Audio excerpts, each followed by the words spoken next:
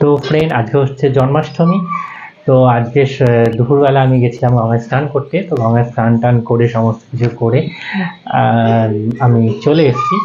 তো এখন দেখতে পাচ্ছ রেডি হয়ে গেছি পুজোর জন্য। ওইদিকে মিষ্টি পুজোর জোগাড়যন্ত্রী করছে। রান্না বান্না অনেক কিছু ছিল, যেগুলো ও দুপুর থেকে মানে 1টা থেকে স্নান করে এসে আর কি পুরো জোগাড়যন্ত্রী সমস্ত কিছু করেছে আর কি। অনেক রকমের পদ রান্না হয়েছে, যেটা তোমাদের পরে দেখাচ্ছি। আর এখনো রান্না চলছে। তো তোমরা পুরোটাই দেখো কি হচ্ছে না হচ্ছে। মিষ্টি প্রায় 5 ঘন্টা ধরে ঠাকুরের ভোগ রান্না করেছে এবং লাস্টে লুচিটা ভাজছিল। আর আমার ছেলে বলল যে একটু কৃষ্ণ সাজিয়ে দাও, তো ওকে কৃষ্ণ সাজিয়ে দেওয়া হয়েছিল। ও একটু বাঁশি বাজাচ্ছে, নকল বাঁশি যদিও। তারপর আমি একটু বসেছিলাম, জোগাড়যন্ত্র কমপ্লিট হয়ে গেছিলো, আমি একটু ভিডিও করে নিচ্ছিলাম।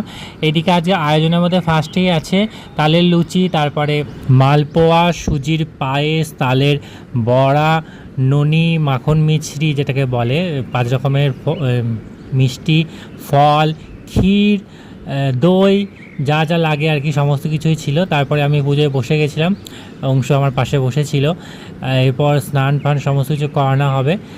তো এই দেখো, এই হচ্ছে আমাদের আজকের আয়োজন। ও সাবুর পায়েস ছিল, যেটা বলতে আমি ভুলে গেছিলাম। তো এখানে গপুকে নিয়ে নিয়েছি, ছোট্ট গপু আমাদের, মানে খুঁজেই পাওয়া যাচ্ছে না। আয়োজনের থেকে গপুর সাইজটা ছোট হয়ে গেছে। তো ফার্স্টে দুধ দিয়ে স্নান করালাম এবং একে একে পঞ্চামৃত যা যা থাকে সমস্ত কিছু দিয়েই স্নান করালাম। দই দিয়েছিলাম, দই দিয়ে একটু ভালো করে মাখিয়ে নিয়েছিলাম।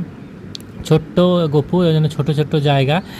এবার তারপরে যা যা দেওয়ার আর কি পঞ্চামৃতের মধ্যে সবগুলো দিয়ে স্নান টান কমপ্লিট করে গপুকে নতুন একটা ড্রেস পরানো হয়েছিল সবুজ কালারের। এবং তারপর গয়নাগাটি যা যা আমরা কিনেছিলাম এবার গপুর জন্য সবই পরানো হলো। এবং একটু প্রণাম করে মনস্কামনা জানিয়ে গপুকে প্রতিষ্ঠা করে দিলাম, মানে আসনে। তারপরে ময়ূরের পালক টালক যা যা দেওয়ার একটুখানি ফুল টুল দিয়ে প্রণাম করছিলাম। এবং আমার ছেলে বলল আমিও ফুল দেব, তো ওকেও একটু প্রণাম মন্ত্র করে ফুল দিয়ে দিলাম। তারপরে করছিলাম একটু ভোগের মধ্যে, ভোগগুলোকে একটু ফুল ছিটিয়ে দিচ্ছিলাম। তারপরে শুরু করলাম আরতি, প্রদীপ, ধূপ এবং কর্পূর যা যা দেওয়ার সমস্ত কিছুই দিয়েছিলাম, পানিশঙ্খ এবং সমস্ত কিছু দিয়ে। এবং লাস্টে চামচ টামচ দিয়ে আমরা পুজোটা কমপ্লিট করলাম। এদিকে দেখো ও আগুনটা নেবে কর্পূরের অংশ, তার জন্য হাত বাড়াচ্ছিল।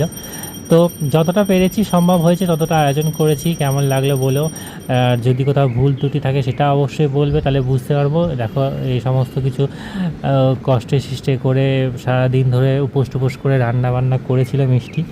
তো যাই হোক, গপু গ্রহণ করেছে ভোগটা, আমরা বুঝতে পেরেছি পরে। আর আমার